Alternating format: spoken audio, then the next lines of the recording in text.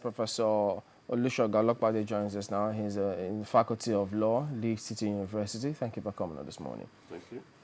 Well, you did monitor the elections, and you saw what transpired, and then you've seen the complaints that are coming through from, well, at least for now, the People's Democratic Party. But from the point of law, in fact, tell us, what were your thoughts on the elections from what you saw? Anyway, we have observed the election in my unit at Oke-igbo, in Ile-oluji, Oke-igbo local government area. The election was free and fair. It was devoid of any rancor. It was devoid of any violence. There was no rigging.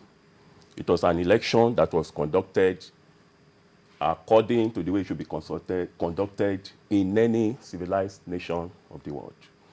From what you've seen about these complaints now coming through from the candidates of the People's Democratic Party, even though the party at the national level says they are satisfied with the performance of their candidates, what does the law provide in this circumstance? Well, Chief Olushola Oke is somebody that I have very high regard and respect for. In actual fact, he's my senior colleague at the bar. We both went to Obafemi Awolowo University, Ile-Ife. He has every reason to say that he's not satisfied with the way the election was conducted.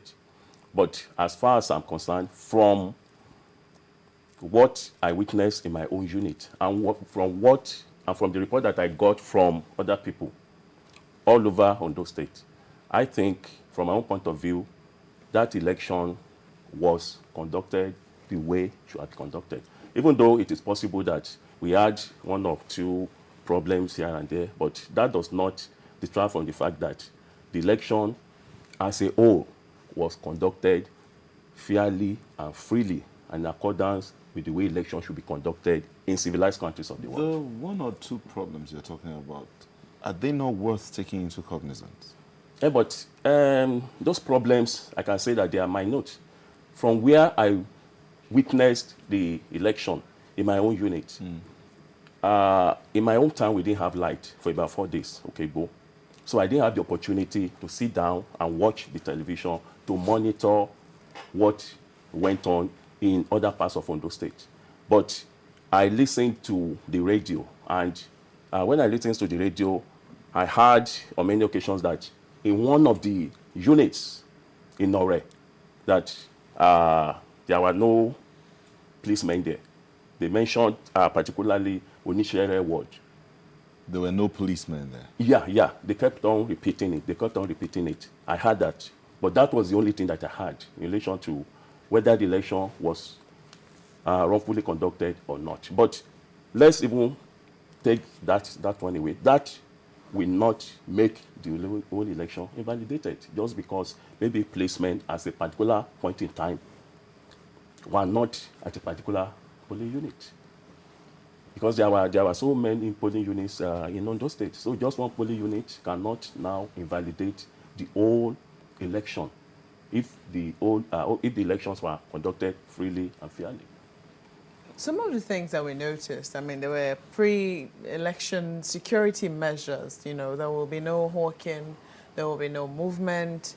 There was a curfew even prior to that time of the elections. You know, do you think that one day somebody could actually wake up and challenge some of those, you know, rules that are imposed during election periods as an infringement on their rights? Well, from my own point of view, I think what the federal government did was the right thing in the right direction. We have not matured to a level in which we leave all our polling units without policemen. We are aware that when elections are conducted, parties, they try as much as possible to outrig one another. So it is not the case that a particular party is fond of rigging. Generally, every party rigs. When you know that you have an advantage in a particular area, in a particular unit, over other parties, then you can buy over maybe the agent. And the agent will just keep silent. He will not do anything. But we have witnessed elections in times past where ballot boxes were snatched, where ballot votes were stuffed into ballot boxes. But we did not witness that in relation to the election that was held on Saturday, and we had the results declared on Sunday. So you do not envisage a situation whereby somebody can wake up someday and decide to challenge that? Because, I mean, there were cases where travelers were told to reroute their journeys through other states, you know, alternative routes were provided.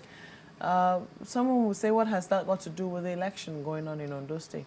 Well, if that was done in the general interest of members of the public, I don't think there's anything wrong in that. It's just like somebody who says that he has a particular right. That right does not predominate over the rights of others in society. Your right stops where the right of your right stops when it is going to infringe upon the right of another person. So no right is absolute. It depends on the way you exercise that particular right. So based on that fact, what I can say is that the federal government thinks that the best thing to do is to deploy policemen to polling units so as to maintain law and order, so as to make sure that credible elections are held. I don't think there's anything wrong in that. What areas? I mean, there are still some complaints in terms of polling materials arriving to units late. Did you observe some of those lapses in your own ward that you observed? No, not at all, not at all. The election was conducted perfectly. So everything came on time? People were there for it? Accreditation went on? Voting? Yes. The election was conducted according to the provisions of the law. There was no hitch whatsoever. Okay. So you cannot name any areas that you would like INEC to improve upon? Well, since I was present only in my own polling unit, I can't say that this is exactly what went wrong. Okay. And this is what INEC should improve upon. Comment on this. Shitu Gani sends a tweet. He says, he says only about 41% of the people voted the governor, while 59% voted against, voting for other parties. Does this, he says, corroborate the hard work which he has put in, from your perspective? Of course. In an election, it is the view of the majority that predominates. Yeah, go ahead. So the people, they have spoken. They have given their mandate to Dr. Olusegun Mimiko. And what does that mean? What it means is that they have said that based on the past performance of the governor, we have given him another mandate to continue to better the lot of the masses. That is what that mandate stands for. It is very categorical, because if he has not done well, definitely they will have voted him out of office. They will have put another particular candidate there. Vox populi, vox Dei, voice of people is the voice of God. So it means a lot. It means that the governor performed well.